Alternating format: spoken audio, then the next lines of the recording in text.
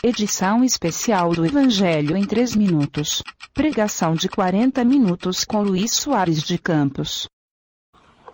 Normalmente, as pessoas falam muito de fé, né? Que nós devemos ter fé para conseguirmos alguma coisa, para atravessarmos alguma situação e tudo mais. E realmente nós devemos ter fé. Só que a palavra fé na Bíblia, nós devemos entender que ela está sempre em sintonia, ou melhor, em harmonia com Deus. Uma fé que não está em harmonia com Deus, ou seja, com a palavra de Deus, com a Bíblia, né? Isso não é fé. Pode ser qualquer coisa, menos fé. Pode ser fanatismo, pode ser superstição, enfim, pode ser várias coisas que denominam como fé. Mas a fé, ela é uma fé, como diz Paulo em Efésios, uma fé cristã. Ou seja, ela está de acordo com os pensamentos de Deus. Isso é fé. Esse versículo, só para expressar isso, é Efésios, carta aos Efésios, capítulo 4, carta de Paulo aos Efésios, capítulo 4, versículo... Vamos ler o versículo 4, 5 e 6. Há um só corpo e um só Espírito, como também fostes chamados, em uma só esperança da vossa vocação. Um só Senhor, uma só fé, um só batismo, um só Deus, e Pai de todos, o qual é sobre todos, e por todos, e em todos. Então nós vemos aqui, por exemplo, versículo 5, um só Senhor. Que Senhor? É o Senhor Jesus. Uma só fé. Que fé que é? É a fé cristã. É essa que eu estou dizendo. Um só batismo. Que jeito que é esse batismo? Que batismo que é? Um só batismo? Que jeito que é? É embaixo d'água, um pouco de água, bastante água? Não, ele não está falando a forma. Ele está falando do batismo. Que batismo que é esse? É o batismo cristão. Então o que Deus está olhando hoje e vendo, que existe o quê? Um só Senhor que é reconhecido. Quem que é? O Senhor Jesus. Uma só fé é a fé cristã. Um só batismo é o batismo cristão. É isso que está conectado com as coisas de Deus. Então, estava pensando nesse sentido, né, que a fé, ela sempre correspondeu, né, sempre esteve em harmonia com aquilo que Deus pensa. Então isso é fé. Então, se eu tenho fé em algo que está em conformidade com a palavra de Deus, então eu posso dizer que isso é fé. Então eu posso esperar em Deus que Ele me responda, que Ele me socorre, ou qualquer coisa parecida que você esteja passando. E essa fé, ela também é algo que não é algo que você vai correr atrás e vai conseguir. Entendeu? A fé é uma coisa que é de Deus. Não é uma coisa minha. Não é uma coisa que eu vou conseguir, eu vou fazer alguma coisa para conseguir fé. Não, a fé é algo de Deus. É Deus que tem isso. E Ele dá. Se eu tenho falta de fé, eu devo pedir a Deus que Ele me dê fé. Às vezes nós nos sentimos certa debilidade, talvez, em compreender aquilo que Deus tem em nossa vida, os seus propósitos. Eu devo pedir a Deus, que se eu não tenho fé para isso, que Ele me dê fé para entender. E Deus vai dar. Porque fé... Quer ver o versículo? Aqui mesmo em Efésios, quer ver? Capítulo 2 de Efésios. Capítulo 2, versículo 8, 9 e 10, olha. Versículo 8. Porque pela graça sois salvos, por meio do quê? Da fé. E isso não vem de vós, é dom de Deus. Não vem das obras, para que ninguém se glorie, porque somos feitura sua, criados em Cristo Jesus para as boas obras, as quais Deus preparou para que andássemos nelas. Fé, aqui nós estamos encontrando no capítulo 2, perdão. Fé para salvação, né? Versículo 8. Porque pela graça sois salvos, por meio da fé. Então é a fé que é o quê? Entender o que Deus pensa acerca de salvação. É isso que ele está falando. Somos salvos por graça. E nós entendemos isso, o que é graça de Deus, por fé. Por fé. E isso nós buscamos em Deus também. Então não é algo que você vai conseguir algum mérito para isso. Por isso que ele está falando assim, o versículo 9, ele quer dizer isso aqui, ó, no versículo 9.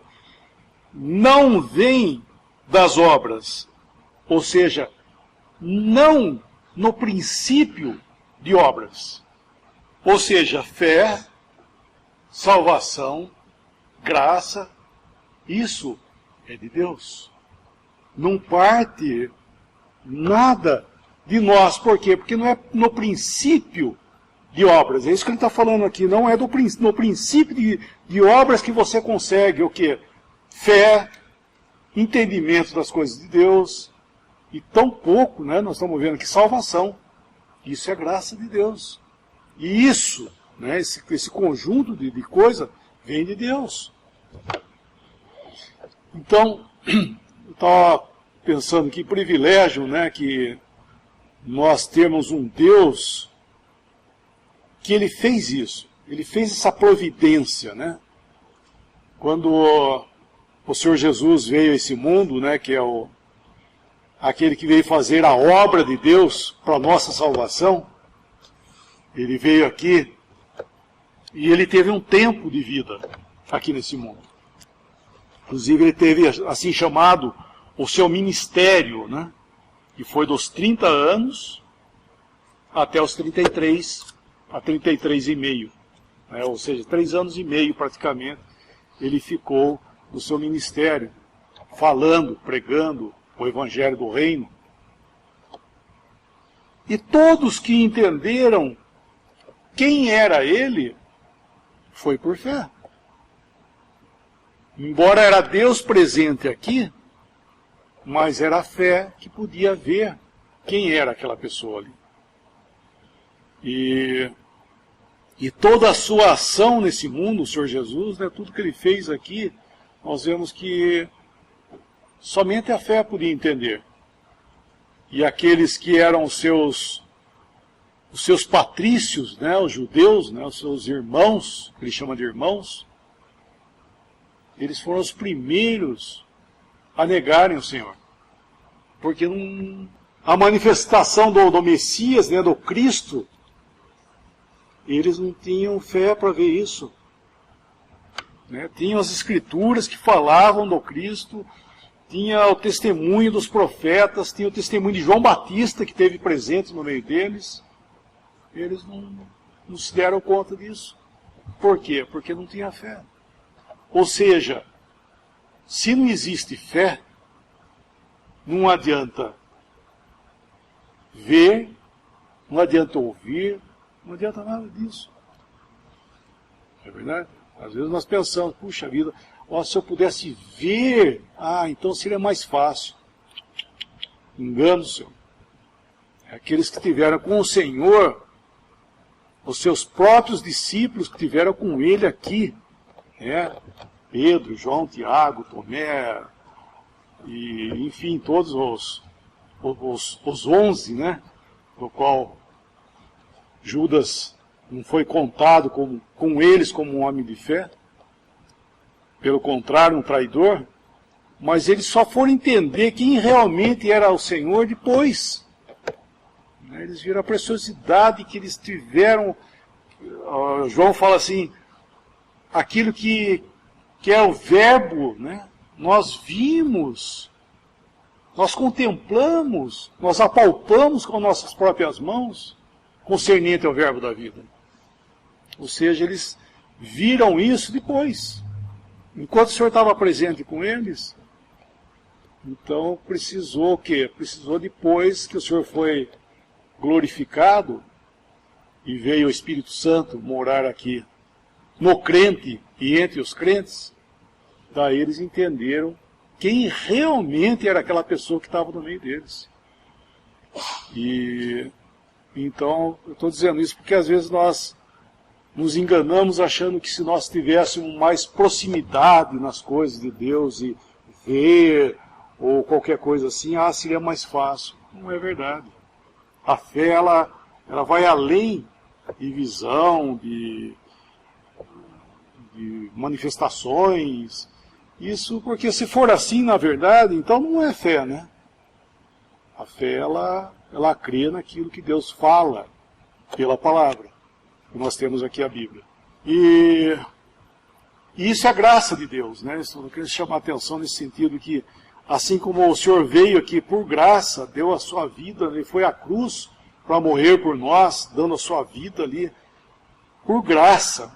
Era a graça de Deus sendo manifestada, porque não havia ninguém que merecesse isso.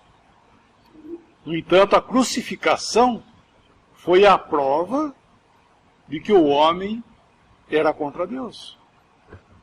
Porque quando o Senhor Jesus foi para a cruz, ele não foi para a cruz como era necessário ir, né?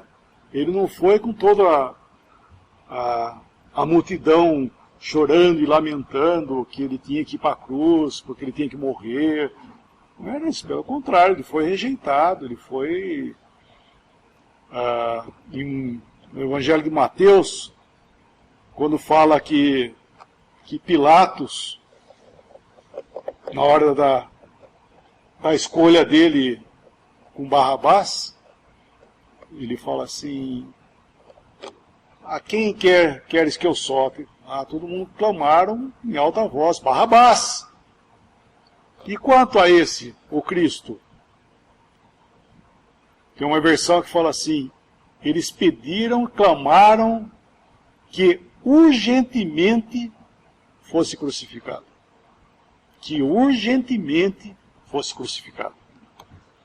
Então eles queriam quanto antes crucifica esse homem. Tira ele. Nós não queremos. Então esse dia, né, da crucificação do Senhor, tão necessária para a nossa salvação, foi um dia que o homem mostrou o que realmente ele tinha no seu coração concernente a Deus. Nós rejeitamos, né, o Senhor Jesus aqui. Mas era necessário. Tem um versículo lá em Atos 3, primeiramente, um versículo em Atos capítulo 3.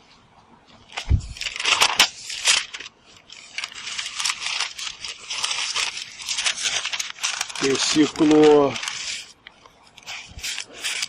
Atos 3, 17.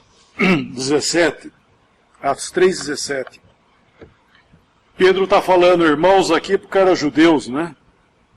E agora, irmãos, eu sei que o fizesse por ignorância, como também os vossos príncipes. Já dantes pela boca de todos os seus profetas havia anunciado que o Cristo havia de padecer. Arrependei-vos, pois, convertei-vos, para que sejam apagados os vossos pecados, e venham assim os tempos de refrigério na presença do Senhor. E daí ele continua falando. Então ele fala que eles fizeram por ignorância. Né? Mas essa ignorância não é inocência. Por causa da incredulidade deles. Por isso que ele fala, arrependei-vos. Porque se eles fossem inocentes, eles não precisavam arrepender. Tem um outro versículo que fala em Romanos, que o princípio da graça de Deus também não é por obra. Isso nós temos em Romanos capítulo 11, que graça, ela não provém, não tem base também, como nós já vimos em Efésios, bem claro, mas que a graça, ela não tem base em obras. Graça é graça. Se eu fizer alguma coisa, deixa de ser graça. Capítulo 11, vamos ler esse versículo. Romanos 11. Romanos capítulo 11.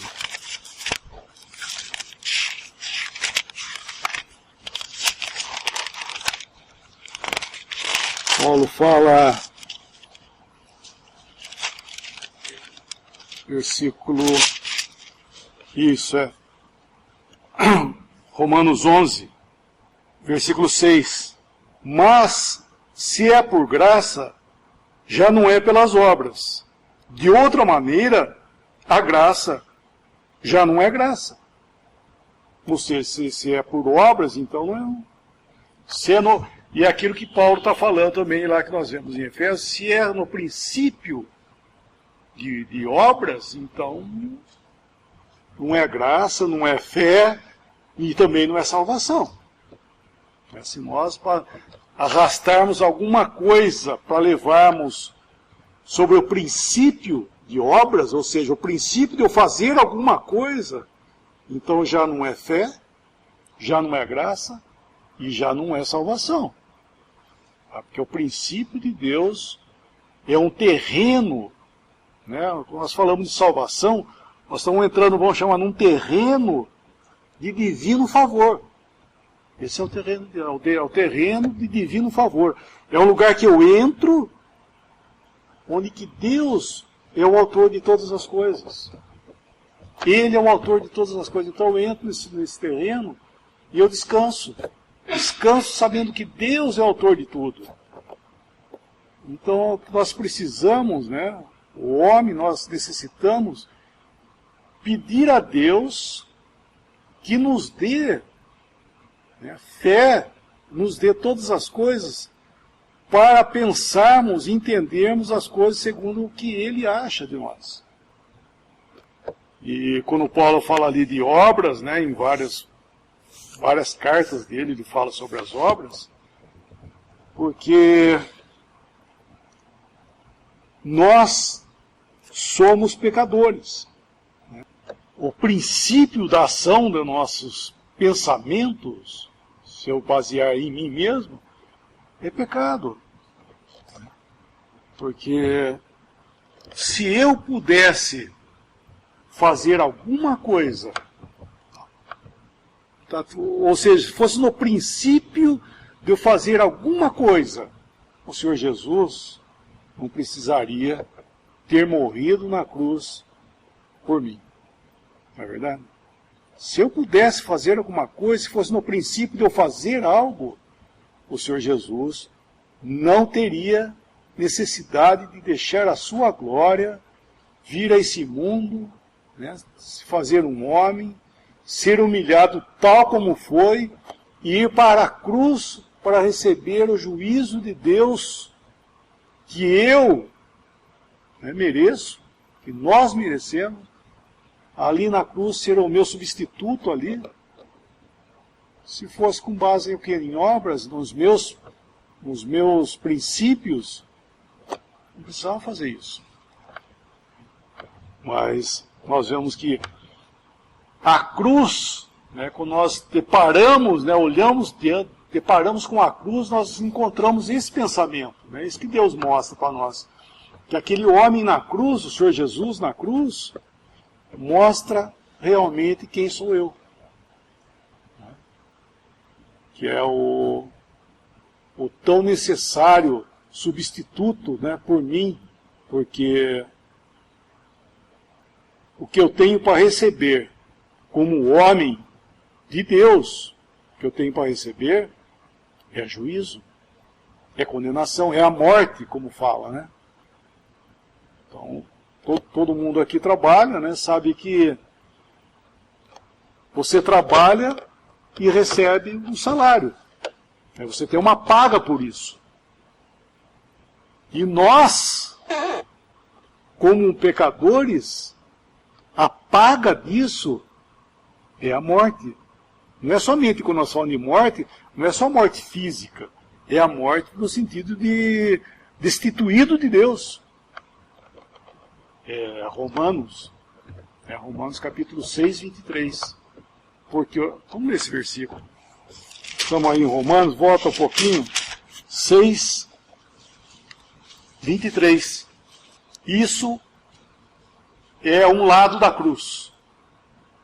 Porque o salário do pecado é a morte. Então isso eu estou diante da cruz, vendo Cristo crucificado em meu lugar ali.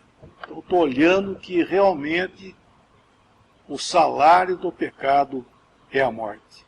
Então o que eu tenho para receber de Deus como pecador é aquilo que Cristo tomou no meu lugar ali. Então isso é fé, olhar para Cristo, que Ele tomou no meu lugar ali, Ele foi para a cruz para receber o salário que eu mereço ali na cruz. Ele foi feito pecado por nós, Ele levou sobre si os nossos pecados, ou seja, Ele foi lá tomar o meu lugar. E eu estou olhando e vendo que o salário do pecado é a morte. Só que esse versículo, graças a Deus, ele não para aí.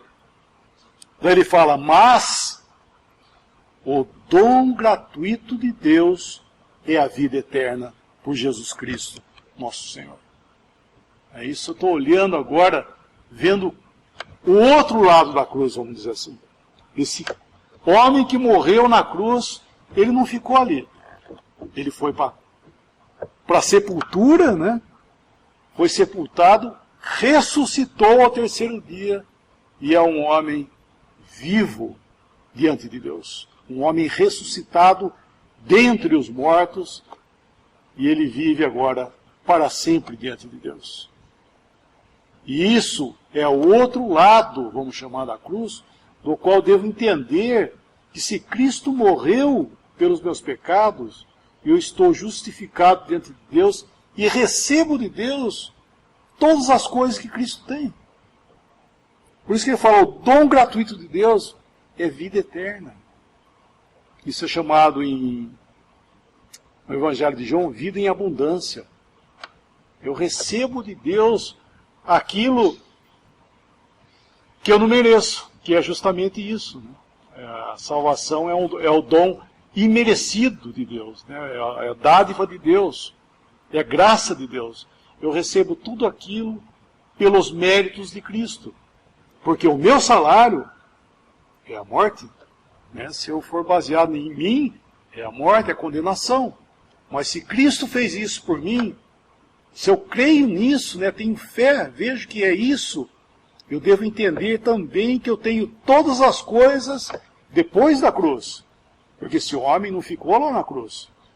Ele foi ressuscitado, o Senhor Jesus ressuscitou dentre os mortos.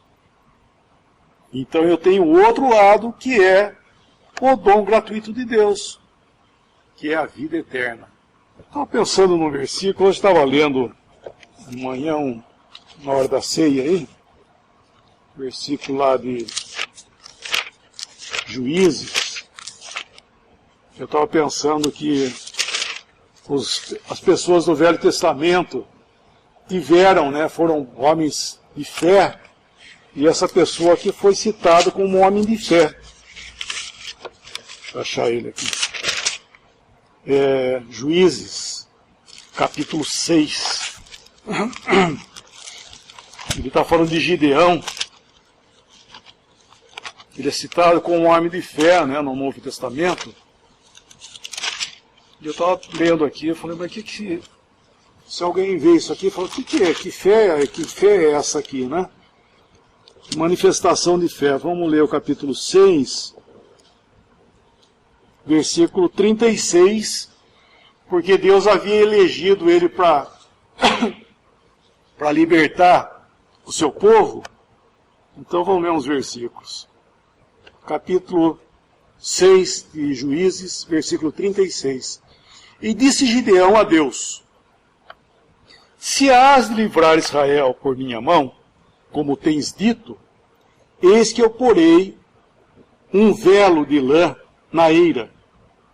Se o orvalho estiver somente no velo, e secura sobre a terra, então conhecerei que hás de livrar Israel por minha mão, como tens dito. E assim sucedeu, porque ao outro dia se levantou de madrugada e apertou o velo, e do orvalho do velo espremeu uma taça cheia de água. E disse Gideão a Deus: não se acenda contra mim a tua ira, se ainda falar só esta vez. Rogo-te que só esta vez faça a prova do velo. Rogo-te que só no velo haja secura, e em toda a terra haja orvalho. E Deus assim fez naquela noite, pois só no velo havia secura, e sobre toda a terra havia orvalho. Que é isso, né? Quando estava pedindo uma prova de Deus, né, para ele, para que ele pudesse, né, ver que Deus ia fazer, então ele fez isso. Esse velo é um monte de lã, assim, né? Ele pegou esse monte de lã e pegou uma eira e colocou. Aquela noite ele colocou na eira um velo. Então ele pede a primeira vez que todo o orvalho caísse somente no velo e tudo ficasse seco. É que nós vemos aqui. Daí ele foi lá de manhã, pegou o velo, apertou, encheu uma taça, né, de água. E o resto estava tudo seco. Daí ele pede que fosse ao contrário. Pôs o velo outra vez, que ele tivesse seco e o orvalho tudo em volta. E assim aconteceu. Por que Deus fez isso para ele? Né? Que interessante, né? Deus respondendo, né, ao clamor de algo, né, com sinceridade do seu coração, mas que estava em acordo com os pensamentos de Deus, porque isso nos fala o quê? Isso nos fala de Cristo. Porque o Senhor Jesus, Ele é para nós a prova de Deus, que Deus nos ama. Porque esse homem, quando veio aqui, ele veio com uma terra seca. Não tinha. Deus não podia abençoar o homem no seu estado natural. Deus não podia abençoar. A lei foi prova disso. Né? A lei mosaica, né, de Israel foi a prova disso, porque Deus deu bênção para o homem. Só que bênção com que base no quê? Naquilo que o homem pudesse fazer. Se ele fizesse, se ele cumprisse a lei, ele seria abençoado. Tão abençoado ele seria que nem morrer ele ia. Só, você não vai morrer? Olha, a lei prometia até isso, o homem não ia morrer. Se ele cumprisse a lei, nem morrer ele ia viver. Né? Se alguém pudesse guardar a lei, vamos dizer, um judeu lá do tempo do Senhor, pudesse guardar a lei, ele ia estar vivo até hoje. Mas nós vemos que ninguém passou além dos limites da sua própria existência no sentido natural do ciclo da vida de uma pessoa. Por isso que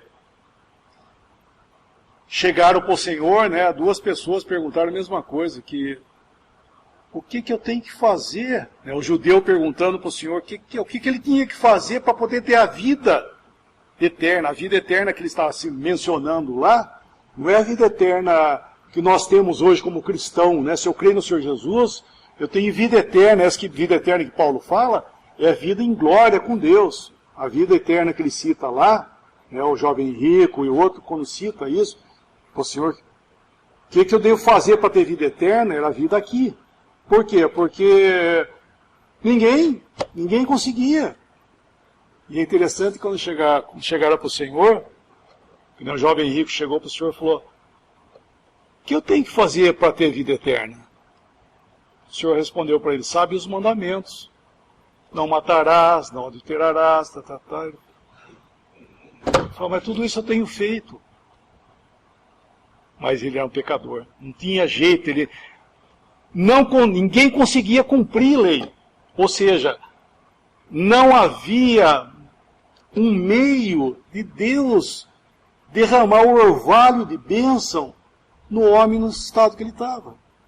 Então, quando o Senhor Jesus veio aqui a esse mundo, ele era o homem, o único homem que Deus podia abençoar. Não é verdade? Ele era o homem perfeito em todo sentido da palavra. O Senhor Jesus era perfeito.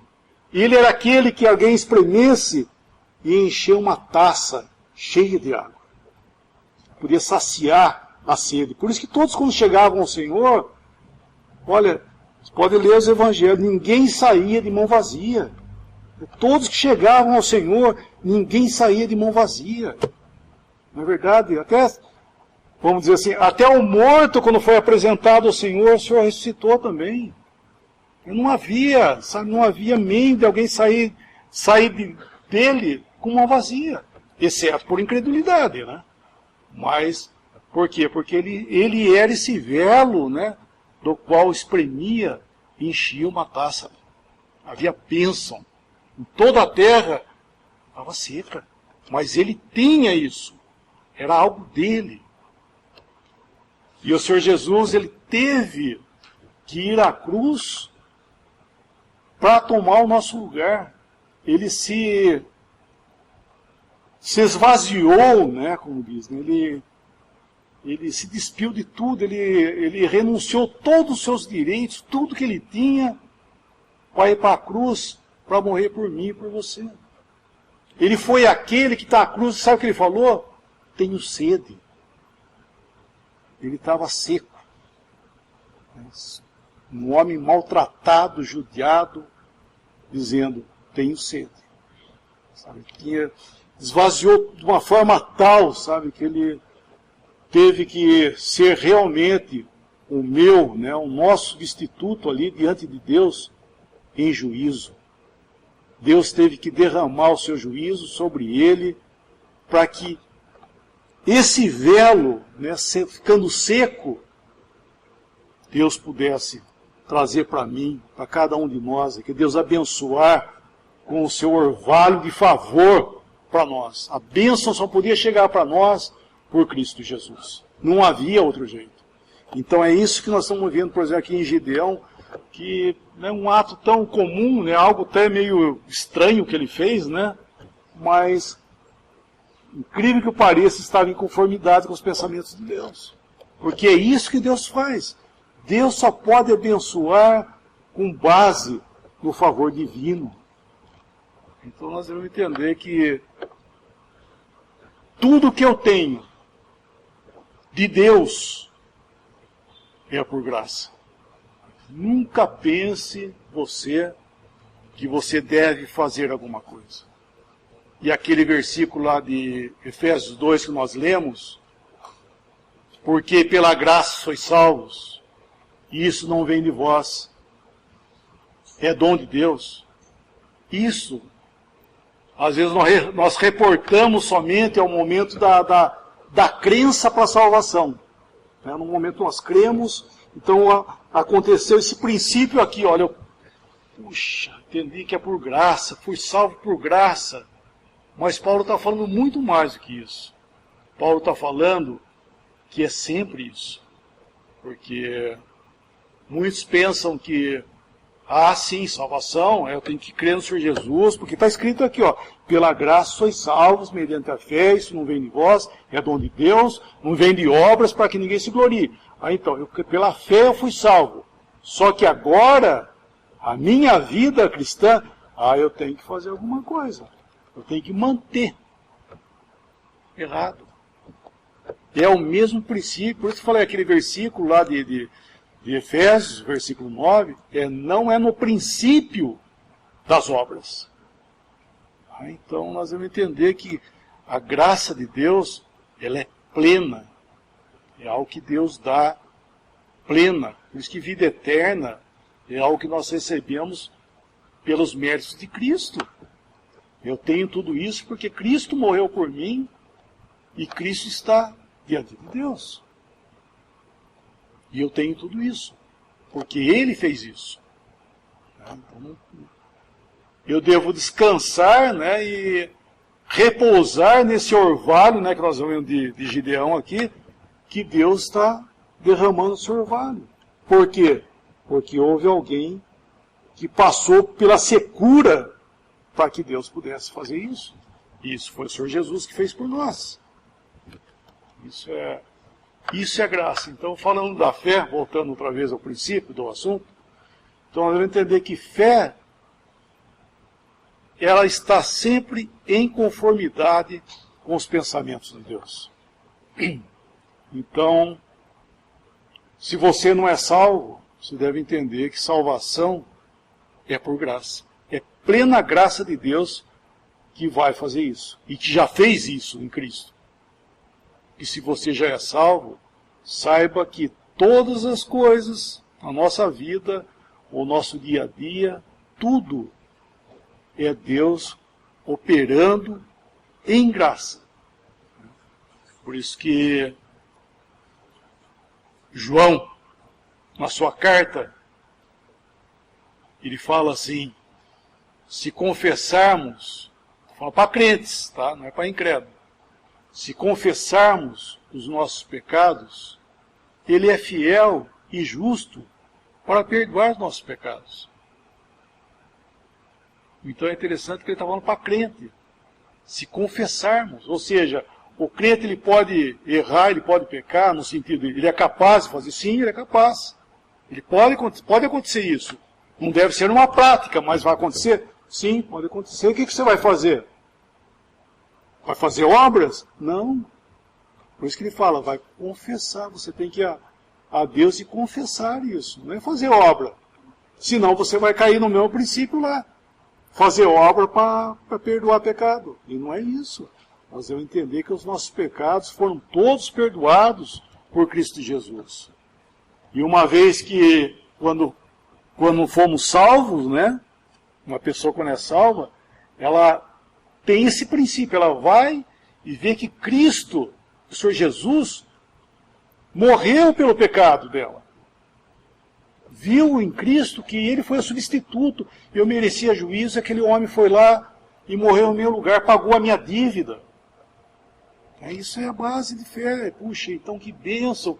Jesus morreu por mim, que bênção, estou salvo. E isso, quero dizer, é para sempre. Entendeu?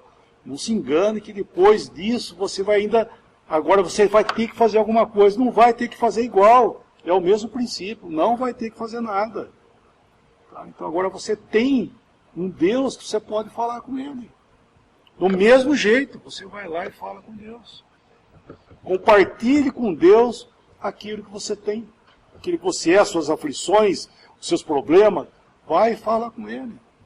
Isso é um privilégio que Cristo nos deu, que nós podemos ter comunhão com o Pai, com o Filho e uns com os outros também, falo.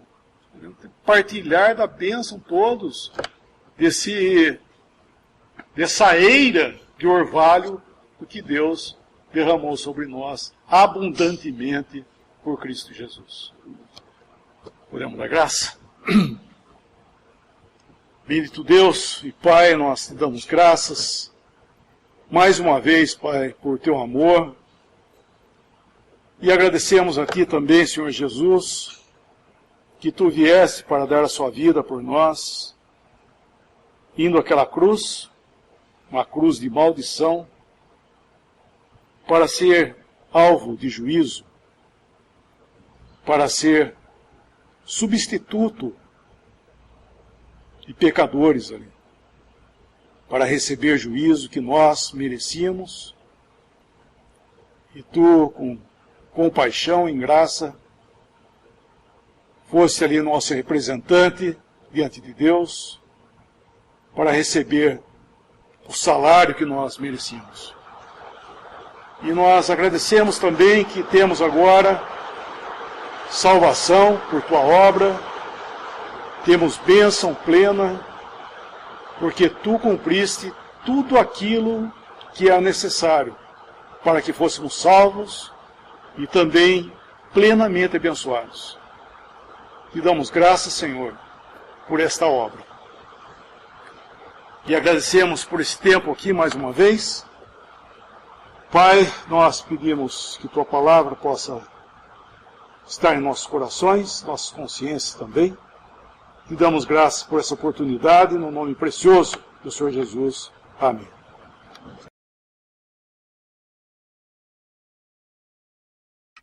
Visite 3minutos.net. Dúvidas? Visite respondi.com.br.